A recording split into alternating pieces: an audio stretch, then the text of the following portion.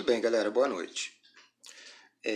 Hoje, então, nós vamos continuar o estudo do impulso da quantidade de movimento, só que hoje a gente vai ver uma característica diferente, a gente vai ver um caso diferente. Que caso seria esse?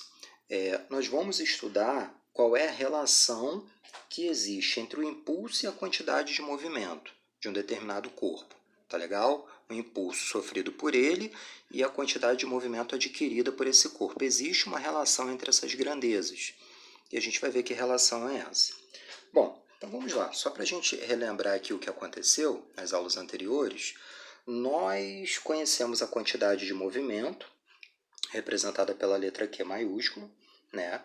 A gente viu que ela também é chamada de capacidade de arrasto, né? Um corpo, no decorrer de uma colisão de dois veículos, o que tem a capacidade de arrasto maior, ou a quantidade de movimento maior, vai arrastar esse corpo, né? No decorrer da colisão. Nós fizemos, inclusive, um exemplo sobre isso na aula anterior. Qualquer dúvida, dá uma olhadinha lá, a quantidade de movimento de um corpo, ok? Então, a gente entendeu o conceito. A gente viu também qual é a equação usada para calcular essa quantidade de movimento.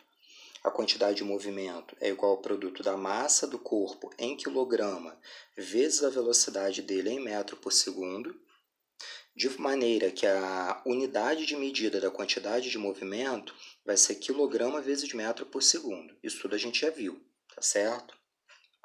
Depois, o que a gente viu? A gente conheceu o impulso, né, representado pela letra I maiúscula. O impulso, que nada mais é do que um empurrão, né? Esse empurrão, ele vai ser calculado, esse impulso, pelo produto da força que atua no corpo, tá legal? Vezes o tempo através do qual essa força atua, não é isso? Então, essa força medida em Newton, esse tempo medido em segundo, então a unidade do impulso é Newton vezes segundo, certo? Bom, uma coisa muito importante que eu omiti nas aulas anteriores para facilitar o seu entendimento é que essas grandezas aqui, estou te dizendo agora, essas grandezas aqui, elas são grandezas vetoriais, tanto a quantidade de movimento quanto o impulso. E aí você tem que lembrar das nossas aulas lá nos primórdios, quando eu disse para você o que é uma grandeza vetorial. Uma grandeza vetorial é uma grandeza que, para ela ser bem compreendida, ela tem que ter associada a ela uma direção e um sentido. Está lembrado disso? Você tem grandezas vetoriais e grandezas escalares. Grandezas escalares não precisam de direção e sentido. Grandezas vetoriais precisam. Exemplo de grandeza escalar, o tempo. Quando você informa a hora para alguém, ou quando alguém te pergunta a hora e você responde, você não fala 5 horas para a direita, 3 horas para a esquerda, não precisa. Não é isso? Então, o tempo é uma grandeza escalar. Agora, quando você informa a força aplicada num corpo, por exemplo, é importante você fornecer qual é a direção que essa força está sendo aplicada. Para cima, para baixo, para a direita, para a esquerda, tá certo? Então, a força é uma grandeza vetorial. Muito bem, isso é só para você lembrar. Então, a quantidade de movimento ela é uma grandeza vetorial. E para indicar que é uma grandeza vetorial, lembra que eu falei para você que a gente coloca uma pequena seta em cima da grandeza, tá certo? Então, quantidade de movimento é uma grandeza vetorial e impulso também é uma grandeza vetorial, beleza? Então, tanto uma quanto a outra tem módulo, direção e sentido. Módulo, que é o valor, né? É a intensidade, direção e sentido, beleza? Caso você não se lembre a diferença entre direção e sentido, é só você pensar no seguinte: direção, vertical, sentido, para baixo ou para cima. Direção, horizontal, sentido, para a direita ou para a esquerda. Lembrou? Beleza? Então vamos em frente. Vamos à aula de hoje. Na aula de hoje, então, a gente vai fazer o quê? Relacionar essas duas grandezas, tá certo? Então, eu vou pedir que você lembre ainda duas outras fórmulas que a gente já viu. Uma delas é a equação da segunda lei de Newton. A segunda lei de Newton ela diz o seguinte, que a força resultante que atua no corpo é igual ao produto da massa vezes a aceleração que esse corpo adquire. Beleza? Segunda lei de Newton, vetorial. Uma outra equação que eu preciso que você lembre lá dos primórdios é a aceleração média. A aceleração média é igual a ΔV sobre ΔT, onde você deve se lembrar que ΔV é a chamada variação de velocidade e é dado pela velocidade final menos a velocidade inicial. Lembrou? Beleza. O que a gente vai fazer agora, amigos? Eu vou pegar esse Azinho aqui e vou colocar no lugar desse Azinho aqui. Vou fazer uma substituição. F é igual a MA e A é igual a ΔV sobre ΔT. Então, no lugar de A, aqui, eu vou colocar ΔV sobre ΔT. Então, se você olhar para a linha de baixo, foi exatamente o que eu fiz. F é igual a M vezes, no lugar de A, eu coloquei ΔV sobre ΔT. Beleza? Muito bem. Do lado, o que eu fiz? Repara que embaixo do F não tem nada. Toda vez que não tem nada na matemática, é porque, na verdade, tem o número 1, só que ele está invisível. Aí, o que eu fiz? Para ficar didático para você, eu coloquei o número 1 aqui, apenas. O restante eu repeti. Então, F sobre 1 é igual a M ΔV sobre ΔT. Beleza? O que eu tenho aqui, amigos? Se você olhar bem, eu tenho uma igualdade de fração. E o que a matemática diz para a gente? Que quando a gente tem uma igualdade de fração e a gente tem uma incógnita que a gente quer determinar, a gente multiplica cruzado. Não é isso? Então, é o que eu vou fazer. Repara, eu vou multiplicar F vezes ΔT. F vezes ΔT é F ΔT. Está aqui.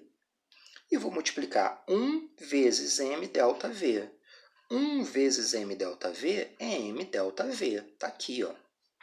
Beleza? Tudo bem? O que eu preciso que você perceba agora? Que esse F ΔT, lá em cima a gente deu um nome para ele. Que nome foi esse, galera? Impulso. Olha aqui, ó. Lembra que quando a gente definiu o impulso, olha lá, o impulso é igual a F vezes ΔT. Então, se na minha manipulação matemática aparecer um F vezes ΔT aqui, eu já sei que esse cara aqui é o impulso. Ele estava escondido e eu fiz ele aparecer. Beleza? Muito bem. Então, na linha de baixo agora, eu tenho I é igual a M ΔV. Beleza? Então, o impulso é igual a M vezes ΔV. Tranquilo? Importante que você lembre o seguinte, que toda vez que você tem um delta na física, é alguma coisa final menos alguma coisa inicial. Então, como eu disse para você aqui, ó, ΔV vai ser a velocidade final menos a velocidade inicial, beleza? Então, no lugar de ΔV, eu vou substituir por V final menos V inicial. Então, foi o que eu fiz aqui, ó.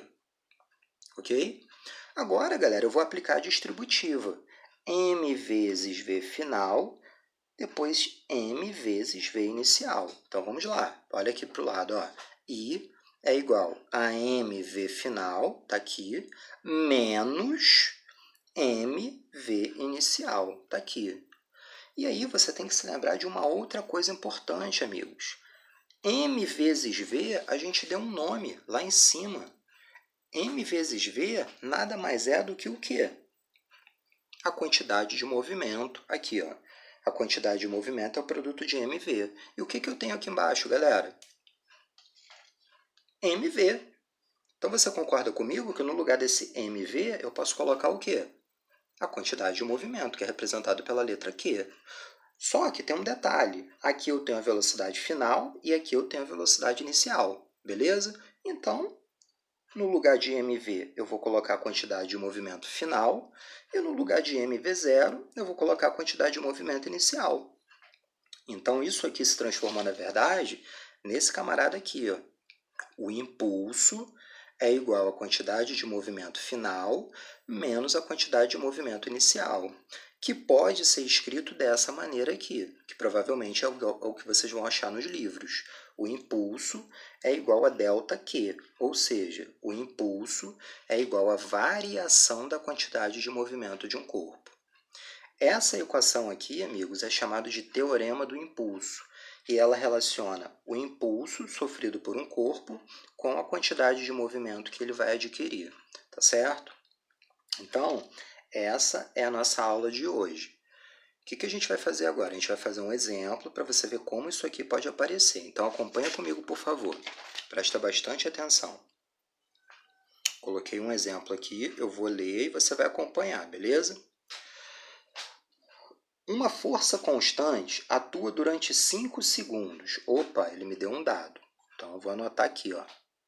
ΔT é igual a 5 segundos. Sobre uma partícula de massa 2 kg. Opa, ele me deu mais um dado. Eu vou anotar. A massa é igual a 2 kg. Está aqui. Na direção e no sentido de seu movimento, fazendo com que sua velocidade escalar, ou seja, o valor da velocidade, varie de 5 para 9. Então, você concorda que 5 é o início e 9 é o final, concorda? Vou anotar. Velocidade inicial é igual a 5 ms e a velocidade final é igual a 9 ms. Repara que eu estou colhendo os dados, eu ainda não fiz conta nenhuma, tá certo? Bom, com tudo isso, o que ele me pede? Ele me pede 3 coisas. Primeiro, para determinar o módulo da variação da quantidade de movimento. Beleza? Depois ele me pede para calcular a intensidade do impulso. E, por último, a intensidade da força. Bom, galera, é o seguinte. Eu fiz o desenho para poder simplificar para você. Eu tenho um corpo de massa m, beleza? Esse corpo ele sofreu uma força representada pelo vetor vermelho, tá ok? Durante esse processo, a velocidade dele variou de V1 para V2. E ele adquiriu uma quantidade de movimento, uma variação de quantidade de movimento, de Q1 para Q2, beleza? O que é muito importante que você perceba, amigos? Vocês percebam que todos esses vetores aqui, o vetor velocidade, o vetor força, o vetor quantidade de movimento, eles têm a mesma direção, que é a direção horizontal, beleza? E o mesmo sentido, é da esquerda para a direita. Então, galera, como esses vetores têm a mesma direção e sentido, eu não vou dar um tratamento vetorial a essa questão. Não precisa. Sabe por quê? Porque a gente vai causar uma complicação aqui desnecessária. Então, eu vou esquecer esse caráter vetorial e vou trabalhar apenas com o caráter escalar. O que eu quero dizer com isso? Eu vou trabalhar com a álgebra, mais, menos, menos. Se esses vetores tivessem direções diferentes, a gente teria que envolver aqui trigonometria, teorema de Pitágoras, a gente ia ter que dar um tratamento vetorial a essa questão que complicaria bastante ela. Beleza? Não é o nosso caso, então vamos prosseguir. Bom, olha só. Na letra A, então, ele quer a variação da quantidade de movimento. Então, quando ele falar a palavra variação, você já escreve o teu delta. E variação da quantidade de movimento é variação do quê? Beleza? Sabemos que toda vez que você tem um delta, é porque é alguma coisa final menos alguma coisa inicial. Então, delta Q é Q final menos Q inicial, beleza? E você sabe também, porque você é esperto, você já se ligou, que onde tem Q, você vai colocar MV. Então, Q final é MV final, menos Q inicial é MV inicial. Pronto, aí. Olha para o lado agora, galera. Você tem o M, que vale 2, você tem o V final, que vale 9, e você tem o V inicial, que vale 5. Poxa, é só você substituir. Então, vamos lá. Delta Q é igual a M, que é 2, vezes V final, que é 9, menos M, que é 2, vezes V inicial, que é 5. Então, aqui você vai fazer a continha.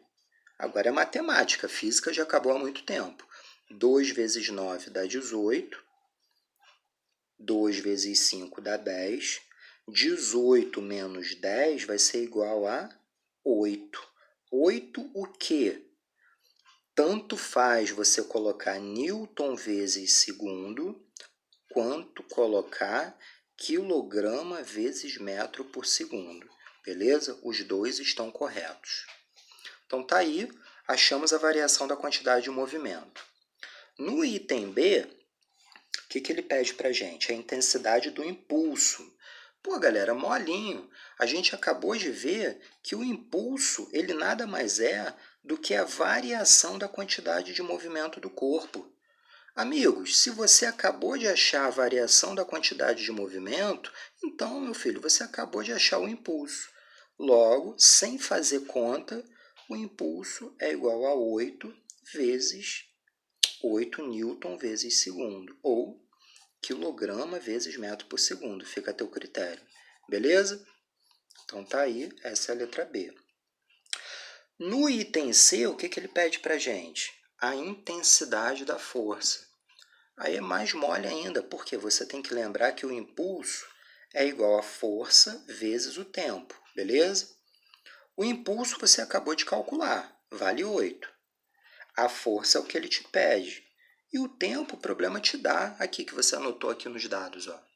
Vale 5 segundos. Então, você joga aqui, no lugar do ΔT. Pronto. Pega esse 5, passa para baixo do 8. 8 dividido por 5 vai te dar o valor da força. 8 dividido por 5, aí a gente tem que fazer essa conta aqui, que eu não lembro quanto dá não. Então, vamos lá. 8 por 5, se eu não me engano, vai dar 1,6. Mas eu não tenho certeza não. 5 vezes 1, 5, para 8, 3. Coloca um zerinho aqui, uma vírgula aqui, 5 vezes 6, 30, é isso aí. Então, essa força aqui, ela vale 1,6 newtons, beleza? Bom, galera, então a aula de hoje foi sobre a relação entre impulso e quantidade de movimento. Espero que eu tenha sido claro, espero que você tenha entendido.